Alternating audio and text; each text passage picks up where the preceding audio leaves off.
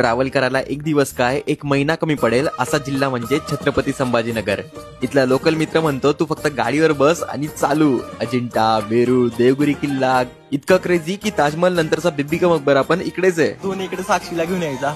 आज मला जयदीप होस्ट करतोय आणि तो मला घेऊन आला एलोरा केव्ज. पोचताच मी डायरेक्ट व्हॉट इतकं सुंदर कसं काय राहू शकते यार.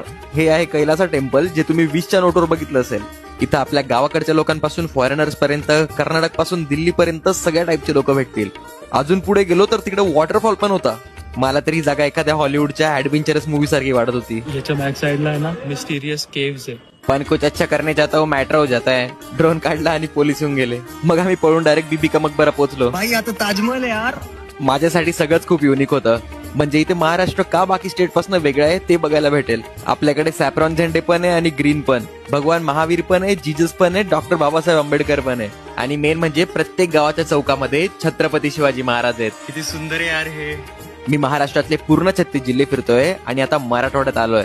माझा हा प्रवास बघण्यासाठी फॉलो करून ठेवा आणि